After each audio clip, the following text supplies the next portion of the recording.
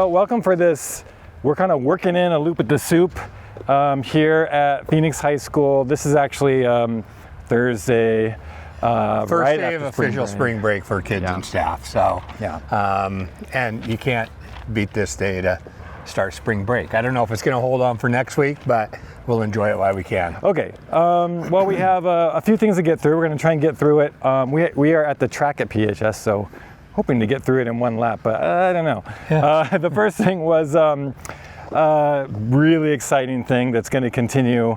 Third graders from Orchard Hill Elementary came on over to the high school last week and learned all about some emergency services and the skills that it takes to be an emergency services provider.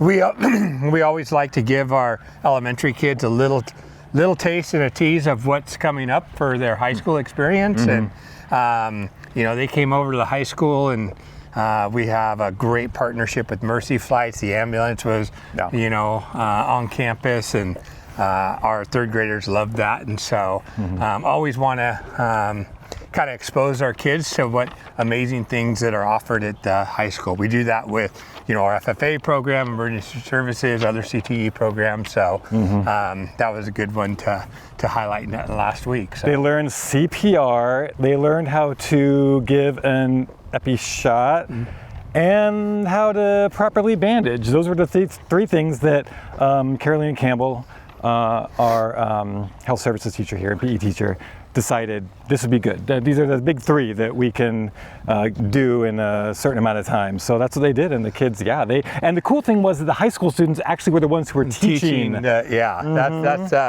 It's definitely an amazing experience for all involved, and I will say that partnership with Mercy Flights, that grant is ending this year, but we've met with them and we're looking to continue that program with some commitments from our district and commitments from Mercy Flights to continue that offering for our kids, and so we're really excited about that moving into next year. That would be awesome because they had their ambulance parked outside.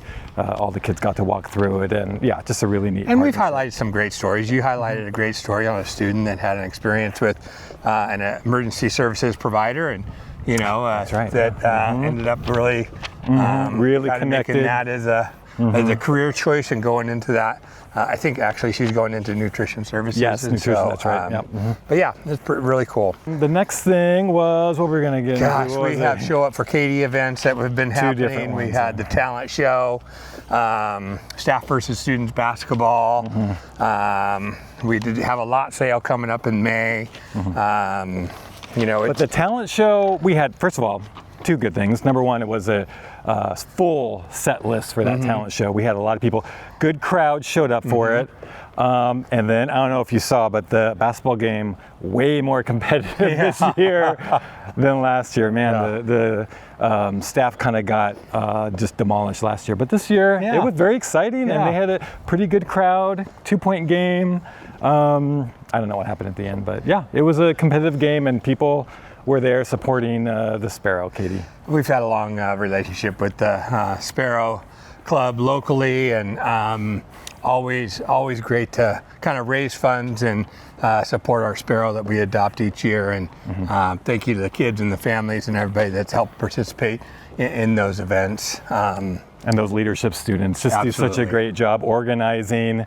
Abby Corona, the student body president, big part of that. A lot of work went into that, and they advertise it here at the school as well. So, just a neat thing for the school. It's amazing when you have, and we have examples of this all across the district where we have really kids helping kids, and it's just really cool to see some of those leadership skills come to fruition and help support our students in our community.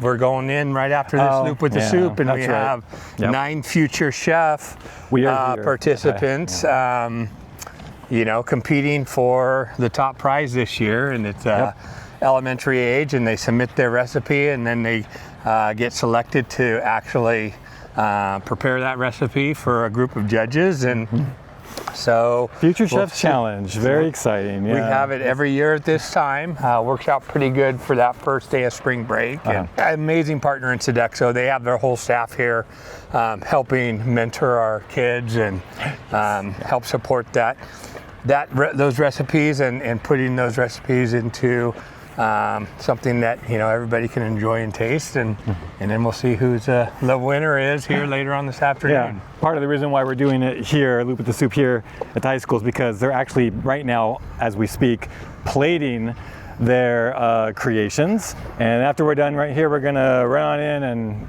eat some food, do some tasting, and then watch the final results get announced by Amy Stark, the regional manager for Sodexo. So very exciting day and a delicious day as well for us.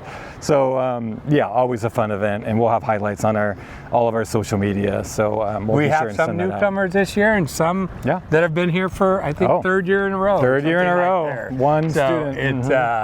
It's pretty cool.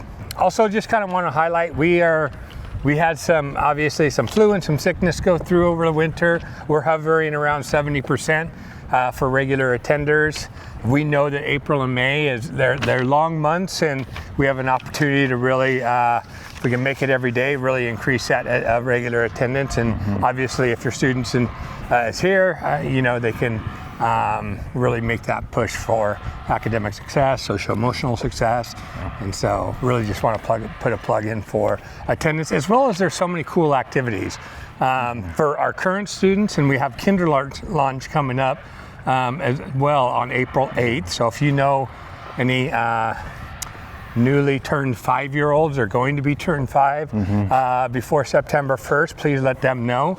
That really allows us to appropriately staff for next year once we have some concrete numbers in that regard. Yeah, we have that kinder lunch, big thing, obviously. And then the other thing I think we're going to mention was the Literacy Luau, which is after that. We're just kind of stacking things on top of each other over the next month and a half or so. And Literacy Luau is basically what math night was last year, except and the year before, except literacy. Yeah. And it's gonna be fun. You'll see some advertisements coming out, and so that'll be a really fun event. That's later in April. Let me get the exact date. April 22nd. April 22nd. Yes. That's gonna be fun. We'll push stuff out on that, and so look out for that. And I think we're gonna go have some food now. Let's do it. Okay. Yeah. All right. Thanks Take a lot. care. See you later.